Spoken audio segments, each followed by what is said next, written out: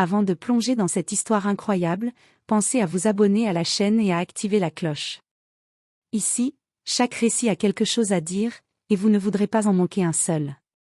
C'était une matinée lumineuse à Manhattan.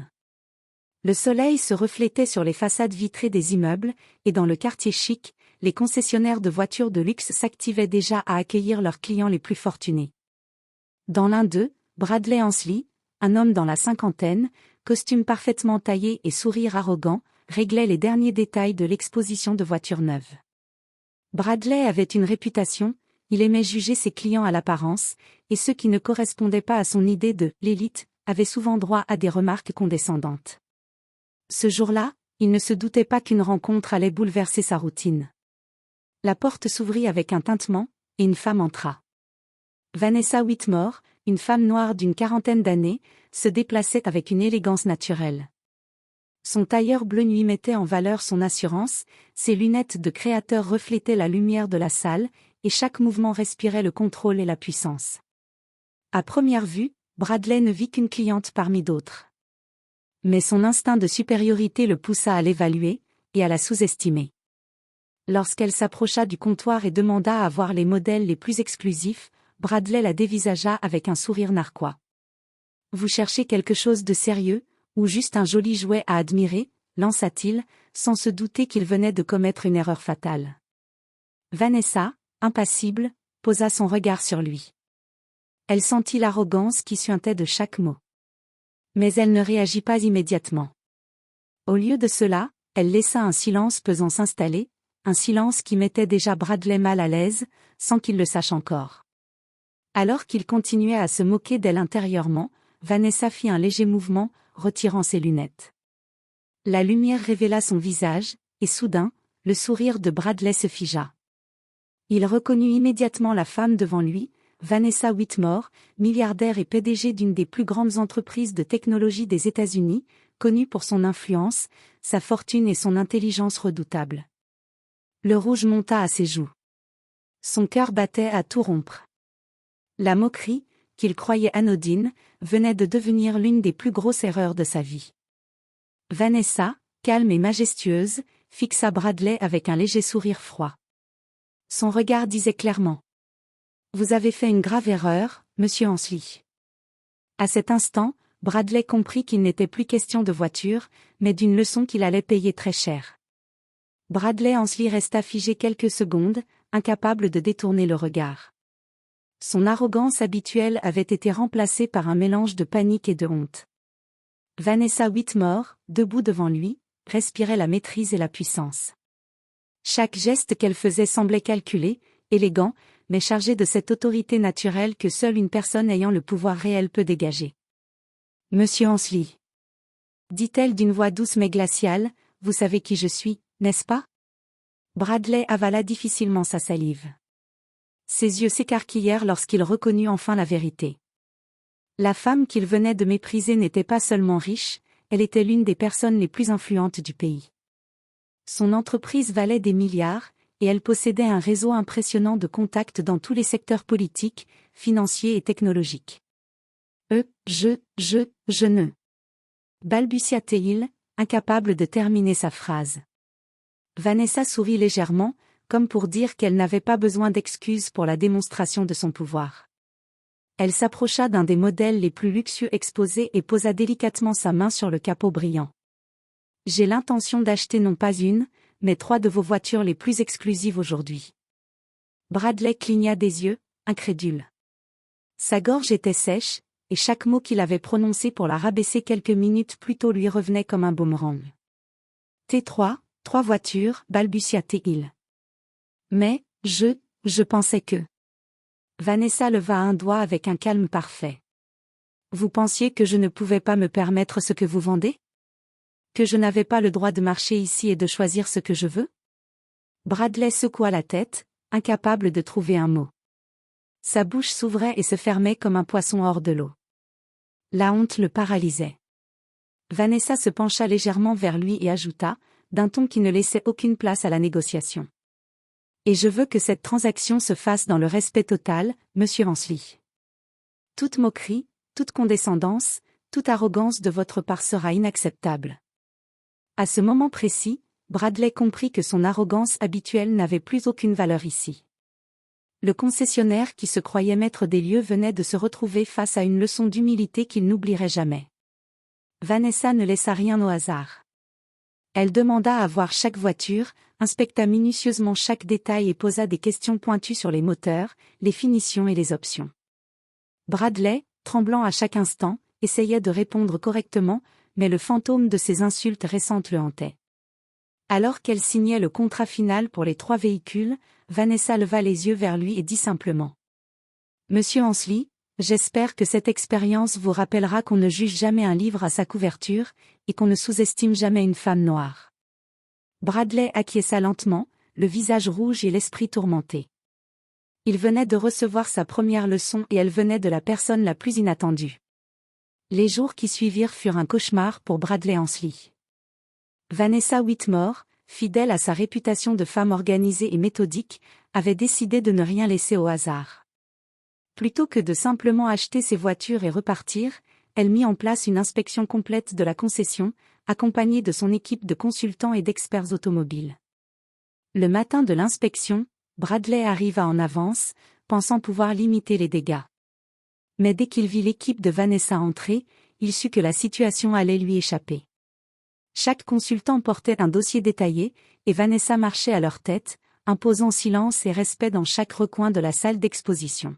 « Monsieur Ansley, je crois que vous avez besoin d'une petite révision, de votre comportement et de vos pratiques commerciales, » déclara Vanessa, avec un sourire poli mais tranchant comme une lame. Bradley tenta de sourire, de reprendre un semblant d'autorité, mais ses mots sonnèrent creux. Les employés le regardaient avec curiosité et un soupçon de mépris. Le concessionnaire qui se croyait maître des lieux était maintenant mis en évidence par la cliente qu'il avait osé humilier. Vanessa inspecta chaque voiture qu'elle avait commandée. Chaque détail manquant ou mal présenté fut noté.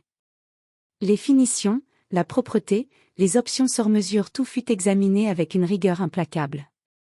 Bradley devait répondre à chaque question avec précision, sous le regard perçant de Vanessa. Chaque hésitation lui coûtait en confiance et en crédibilité. Mais le coup le plus humiliant fut lorsqu'elle décida de publier un rapport discret mais efficace sur son expérience dans sa propre entreprise et auprès de partenaires de confiance. Elle mentionnait le manque de respect et l'arrogance qu'elle avait subis, sans jamais nommer Bradley explicitement, mais laissant suffisamment d'indices pour que l'histoire circule dans le cercle restreint des concessionnaires et des acheteurs de voitures de luxe.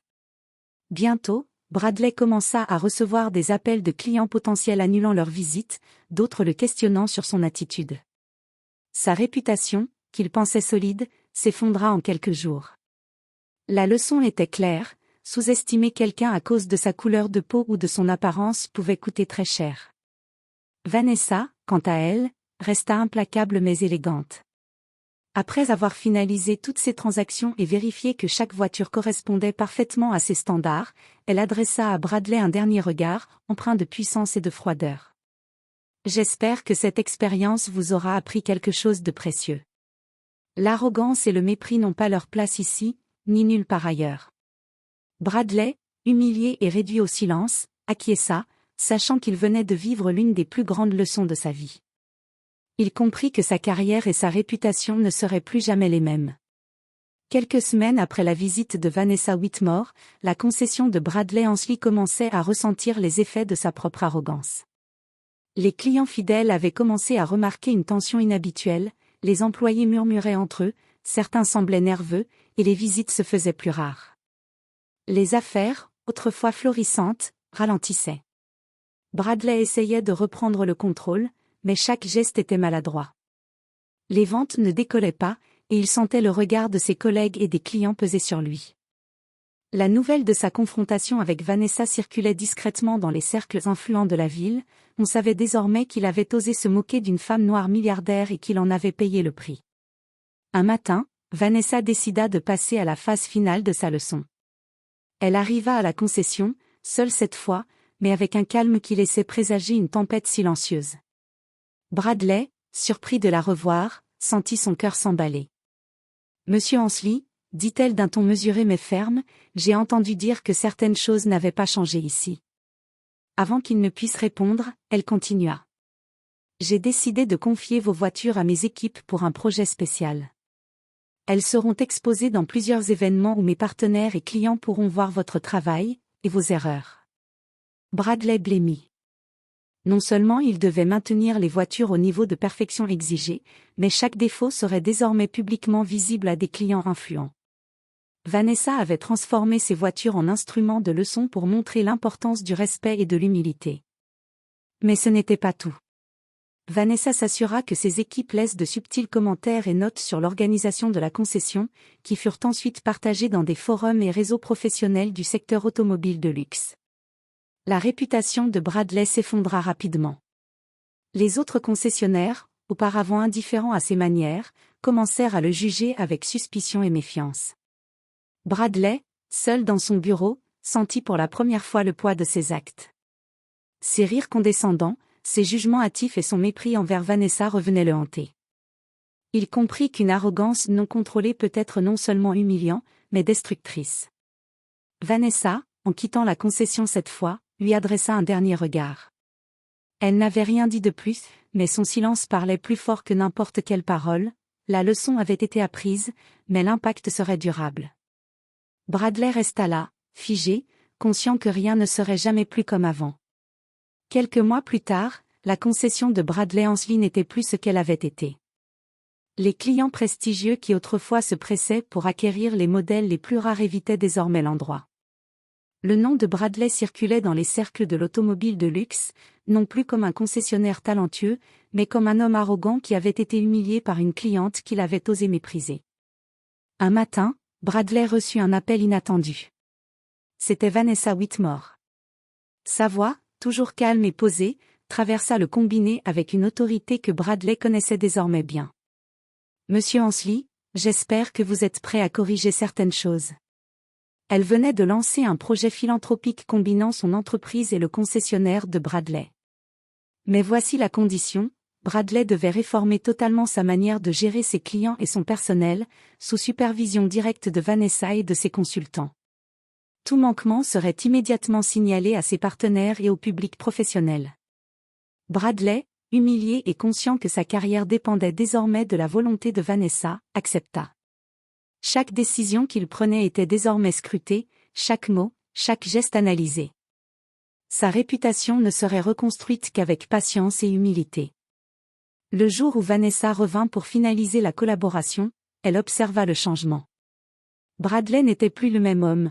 Il était plus attentif, plus respectueux, et surtout conscient de la valeur de chaque client, indépendamment de son apparence. Avant de partir, Vanessa posa sa main sur l'épaule de Bradley et dit : « Vous avez eu une leçon difficile, mais j'espère qu'elle vous servira pour le reste de votre vie. L'arrogance peut vous faire perdre tout ce que vous pensez posséder. Le respect, lui, ne coûte rien et rapporte tout. » Bradley regarda Vanessa quitter la concession, et pour la première fois, il ressentit un mélange d'admiration et de regret profond. L'expérience l'avait transformé, et il savait que jamais il ne pourrait revenir à l'homme qu'il avait été. L'histoire de cette confrontation se répandit discrètement dans le monde des affaires, elle devint un exemple emblématique de la puissance de l'humilité et de la justice silencieuse. Vanessa Whitmore continua de briller dans son domaine, tandis que Bradley Ansley apprit à ses dépens que sous-estimer quelqu'un à cause de sa couleur de peau ou de son apparence pouvait coûter bien plus qu'une simple vente de voiture. Ainsi se termina l'histoire d'un concessionnaire arrogant confronté à la grandeur d'une femme noire dont le nom et la réputation ne pouvaient être ignorés. Une leçon de vie, gravée à jamais dans son esprit et dans l'histoire de sa carrière.